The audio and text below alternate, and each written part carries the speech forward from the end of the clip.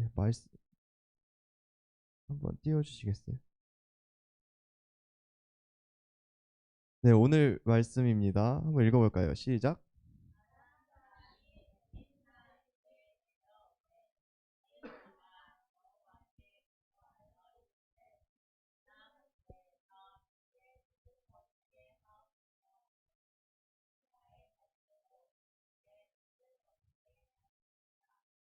열왕기하 6장 18절 말씀. 아멘. 여기에 등장인물이 나와요. 엘리사라는 등장인물이 나오는데 엘리사가 어떤 인물인지 아는 친구 있어요, 혹시? 어, 일단 채경이 엘리사가 어떤 인물이야? 선지자, 맞아요. 선지자 역할을 했죠. 오케이, 채경이 스티커 하나 해주시고요. 또 엘리사는 어떤 인물일까요? 어떤 인물일까? 엘리사? 누구의 제자였어요? 혹시 이거 아는 친구 있나? 좀 이름이 많이 비슷한데 엘리사랑 엘리사의 스승님의 성함이 어떻게 될까요? 850명의 그 바알 선지자들과 함께 싸워서 이긴 주님 여기 재단에 불을 내려주세요 해서 막 불이 떨어지 시원이 오 엘리야 맞아요 엘리야의 제자인 엘리사에 관한 내용입니다 오늘 근데 오늘 이 준비된 설교 이 애니메이션에서는 너무 엘리사에 대해서 짧게 나와서 선생님이 조금 더 준비를 해봤어요 어 그럼 보통 선지자라고 하면은 무언가 어 구약 시대의 선지자라고 하면 무언가 기적을 이뤄낸 선지자가 많은데 엘리사가 했던 예?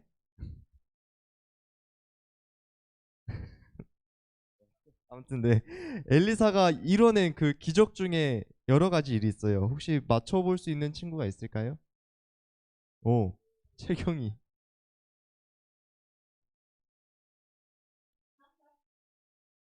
예, 엘리사가 이뤄낸 뭔가 이 기적이 무엇이 있을까요? 응? 아 그건 엘리야 엘리사의 스승님이 엘리야인 엘리야가 바알의 그런 선지자들 850명과 대결을 해서 이기는 장면 유명해서 다들 들어는 봤을 거예요. 그럼 선생님 소개를 좀 해줄게요. 엘리사에 대해서. 일단 음,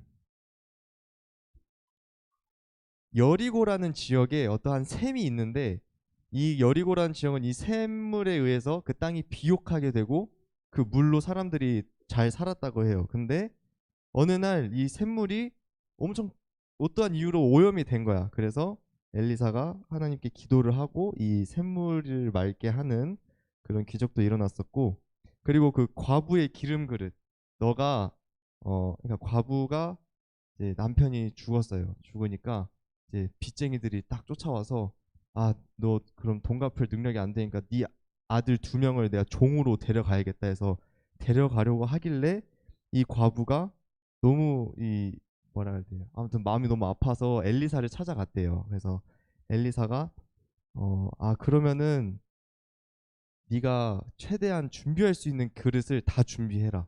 주변의 이웃들한테 요청을 해서 그릇을 다 준비를 해서 집안에 갖다 놓고 거기에 모든 그릇에 기름을 채워 하고 이제 엘리사가 말을 하니까 과부가 정말 모을 수 있는 모든 그릇을 집안에 다 그릇을 둔 다음에 거기에 넘치도록 기름을 다 받아서 빚을 해결했다고 해요. 무슨 말인지 알겠나요? 설명을 좀 못했나? 네. 근데 이러한 이유가 뭐였냐면 이때 당시 좀 설명을 좀 해줄게요. 그냥, 그냥 알아도 되고 몰라도 되건데 이때 당시에는 이스라엘에는 이런 의무가 있었대요. 어, 내 가까운 친척이 빚을 지면은 이 친척이 빚을 갚을 능력이 안 되잖아요. 그러면은 가까운 친척인 내가 대신 좀 이렇게 갚아주는 그런 의무가 있었다고 해요. 근데 이 과부는 가까운 친척조차 없어서 엘리사가 한 공동체의 그런 리더로서 그럼 내가 너의 빚을 좀 해결해 줘야겠다 하는 그런 마음에서 이런 기적이 일어났다고 합니다. 네. 그리고 또 여러 가지가 더 있는데 너무 좀 지루해지는 것 같아서 그냥 넘어가겠습니다.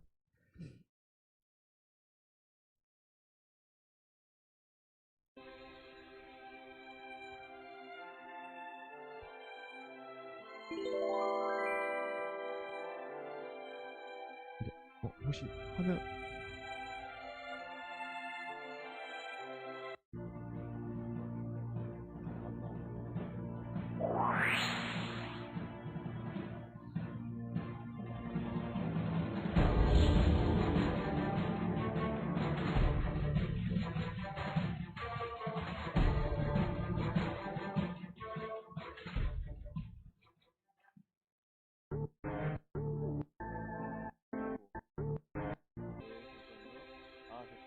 네. 오늘 이야기예요. 아람 군대라는 단어가 오늘 말씀에 나왔었죠. 이때 당시에 이스라엘을 괴롭히던 나라 중에 아람 국가라는 국가가 있었는데 지금 보신 바와 같이 아람이란 나라의 왕과 그 신하들과 그 장군들이 우리가 이스라엘을 어떻게 하면 잡아먹을 수 있을지 이날도 회의를 하고 있었다고 합니다. 네. 네. 그래서 회의를 마친 끝에 아람 군대는 자신들이 세운 작전대로 공격을 하러 갔는데 뭐야? 이스라엘 군대가 미리 와서 기다리고 있었던 거예요. 그래서 엄청난 공격을 맞고 지금 아람 군대들이 도망가는 모습입니다.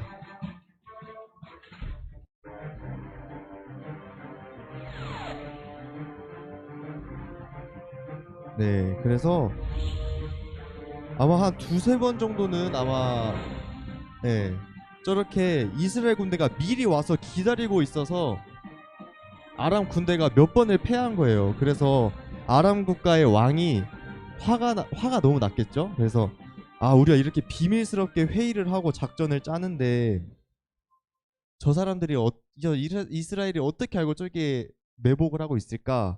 우리 중에 무언가 간첩이 있는 게 아니냐라는 그런 의문을 품게 됐는데 아까 보셨다시피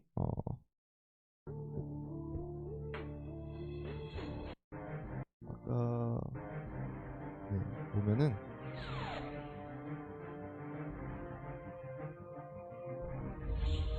방금 저 이렇게 머리가 이렇게 밀린 분 보이죠? 그죠? 엘리사예요.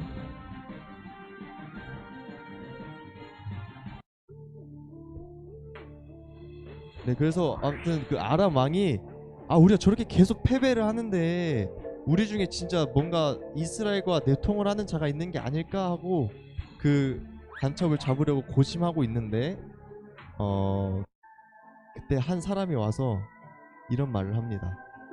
우리 중에 어떤 배신자가 있는 게 아니라 이스라엘의 엘리사라고 하는 자가 있습니다. 그래서 그 엘리사라는 사람이 우리의 모든 작전을 알고 저렇게 우리를 막았던 것입니다 하고 이제 아람 왕이 처음으로 엘리사라는 이름을 듣게 됩니다.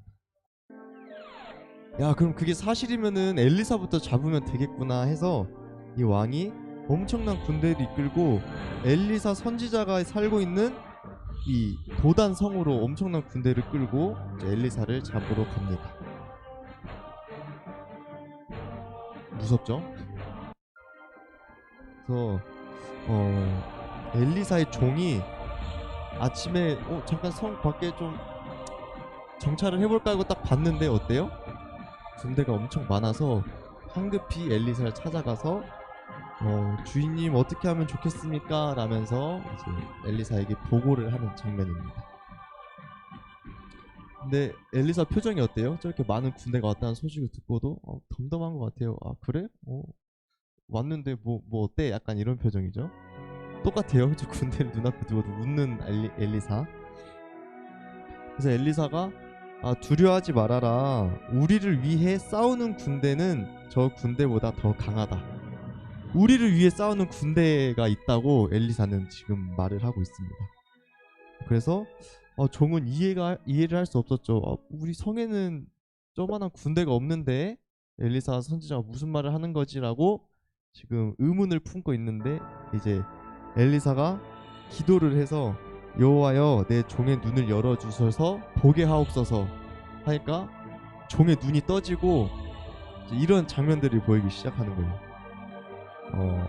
그래서 불말과 불전차가 가득한 이런 모습. 그래서 이때 당시 보였던 모습이 온 그 주변에 있는 들과 산을 다 메꿀 정도로 엄청나게 많은 숫자로 보였다고 합니다. 그래서 이거를 보면 알 수 있는 게 종의 눈에는 보이지 않았지만 엘리사 눈에는 보였던 게 있어요. 바로 이 하나님의 군대인데 정말 믿음의 사람들은 이런 믿음의 눈을 가지고 있어야 된다고 생각합니다. 아무리 큰 군대가 앞에 있어도 하나님께서 함께 하시면 두려울 게 없다. 그래서 처음 소식을 들었을 때 그 덤덤한 엘리사의 표정을 지을 수 있는 저와 여러분이 되었으면 좋겠습니다. 네. 그래서 네, 아람 군대가 이제 저 엘리사가 서 있잖아. 한번 잡으러 가야겠다 해서 가는데 엘리사 기도를 하죠. 하나님 저들의 눈을 멀게 해주세요 해서 사람들이 눈이 멀게 됩니다.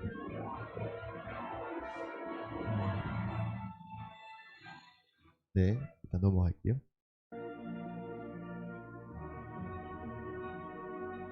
이렇게 눈이 먼 군인들한테 찾아가서 엘리사가 이런 말을 합니다. 나를 따라오시오. 내가 당신들이 원하는 사람이 있는 곳으로 데려가 주겠소. 당신들이 원하는 사람이 있는 곳을 데려가 주겠대요. 이 군인들이 원했던 사람이 누구였을까요?